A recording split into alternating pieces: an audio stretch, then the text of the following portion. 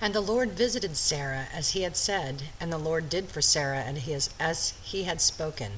For Sarah conceived and bore Abraham a son in his old age, at the set time of which God had spoken to him. And Abraham called the name of his son who was born to him, the son whom Sarah bore to him, Isaac. Then Abraham circumcised his son Isaac when he was 8 days old, as God had commanded him. Now Abraham was 100 years old when his son Isaac was born to him. And Sarah said, God has made me laugh, and all who hear will laugh with me. She also said, who would have said to Abraham that Sarah would nurse children? For I have borne him a son in his old age. So the child grew and was weaned, and Abraham made a great feast on the same day that Isaac was weaned.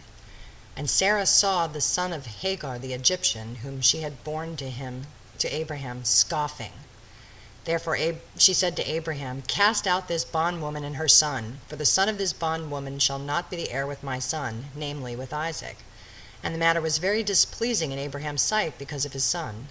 But God said to Abraham, do not let it be displeasing in your sight because of the lad or because of your bondwoman.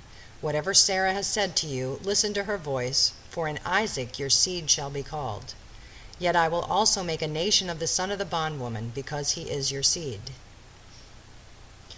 So Abraham rose early in the morning, and took bread and a skin of water, and putting it on her shoulder, he gave it and the boy to Hagar, and sent her away. Then she departed and wandered in the wilderness of Beersheba. And the water in the skin was used up, and she placed the boy under one of the shrubs. Then she went and sat down across from him at a distance of about a bow shot. She said to herself, let me not see the death of the boy. So she sat opposite him and lifted her voice and wept. A bow shot. Isn't that a strange description of how far away that he is from her? So we'll keep reading. And God heard the voice of the lad. Then the angel of God called to Hagar out of heaven and said to her, what ails you, Hagar? Fear not, for God has heard the voice of the lad where he is. Arise, lift up the lad, and hold him in your hand, for I will make him a great nation. Then God opened her eyes, and she saw a well of water, and she went and filled the skin with water and gave the lad a drink. So God was with the lad, and he grew and dwelt in the wilderness and became an archer, bow shot archer. He dwelt in the wilderness of Paran, and his mother took a wife for him from the land of Egypt. And it came to pass at that time that Abimelech and Phicol, the commander of his army, spoke to Abraham, saying, God is with you in all that you do. Now therefore, swear to me by God that you will not deal falsely with me, with my offspring, or with my posterity, but that according to the kindness that I have done to you, you will do to me, and to the land in which you have dwelt. And Abraham said, I will swear. Then Abraham rebuked Abimelech because of a well of water which Abimelech's servants had seized. And Abimelech said, I do not know who has done this thing. You did not tell me, nor had I heard of it until today. So Abraham took sheep and oxen and gave them to Abimelech, and the two of them made a covenant. And Abraham set 7 ewe lambs by the flock by themselves. Then Abimelech asked Abraham, what is the meaning of those 7 ewe lambs which you have set by themselves? And he said, you will take these 7 ewe lambs from my hand, that they may be my witness that I have dug this well. Therefore he called that place Beersheba, because the two of them swore an oath there.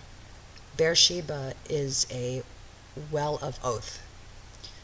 Thus they made a covenant at Beersheba. So Abimelech rose with Phicol, the commander of his army, and they returned to the land of the Philistines. Then Abraham planted a tamarisk tree in Beersheba, and there called on the name of the Lord, the everlasting God. And Abraham stayed in the land of the Philistines many days. Now it came to pass after these things that God tested Abraham, and said to him, Abraham. And he said, Here I am. Then he said, Take now your son, your only son Isaac, whom you love, and go to the land of Moriah, and offer him there as a burnt offering on one of the mountains which I shall tell you. Wow, that's a test. So Abraham rose early in the morning and saddled his donkey, and took 2 of his young men with him, and Isaac his son, And he split the wood for the burnt offering, and arose and went to the place of which God had told him. Then on the third day Abraham lifted his eyes and saw the place afar off. And Abraham said to his young men, Stay here with the donkey, the lad and I will go yonder and worship, and we will come back to you. So Abraham had faith that God asked him to do this thing, but he was going to be bringing Isaac back with him. So he's smart. So Abraham took the wood of the burnt offering and laid it on Isaac his son. And he took the fire in his hand and a knife, and the two of them went together. But Isaac spoke to Abraham his father and said, My father. And he said, Here I am, my son. Then he said, Look, the fire and the wood, but where is the lamb for the burnt offering? And Abraham said, My son, God will provide for himself the lamb for the burnt offering. So the two of them went together. So a lot of people think that Isaac was like a little kid, but Isaac was probably around 19 or 20 years old when this incident happened. Then they came to the place of which God had told him, and Abraham built an altar there and placed the wood in order. And he bound Isaac his son and laid him upon the altar, upon the wood. And Abraham stretched out his hand and took the knife to slay his son. But the angel of the Lord called to him from heaven and said, Abraham, Abraham. So he said, Here I am. And he said, Do not lay your hand on the lad, or do anything to him, for now I know that you fear God, since you have not withheld your son, your only son, from me. Then Abraham lifted his eyes and looked, and there behind him was a ram caught in the thicket by its horns. So Abraham went and took the ram, and offered it up for a burnt offering instead of his son. And Abraham called the name of the place, The Lord will provide. As it is said to this day, In the mount of the Lord it shall be provided. Now this is a perfect example and illustration of what Yeshua did for us. God did not withhold his only son. Abraham, this story is just a representation in the Torah of what God was going to do in the future. Then the angel of the Lord called to Abraham a second time out of heaven and said, By myself I have sworn, says the Lord, because you have done this thing and have not withheld your son, your only son, blessing I will bless you, and multiplying I will multiply your descendants as the stars of the heaven, and as of the sand of the sea, which is on the seashore, and your descendants shall possess the gate of their enemies. In your seed all the nations of the earth shall be blessed, because you have obeyed my voice.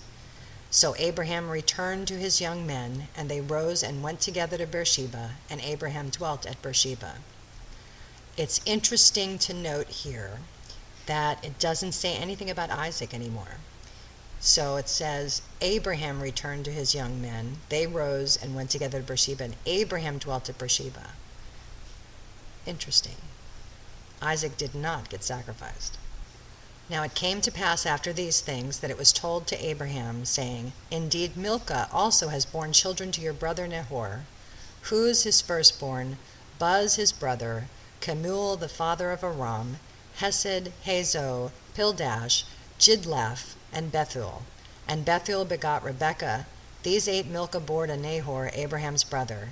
His concubine, whose name was Rimu, also bore Tebah, Gaham, Thahash, and Maacah. Thank you for joining me for this study. We'll see you next time.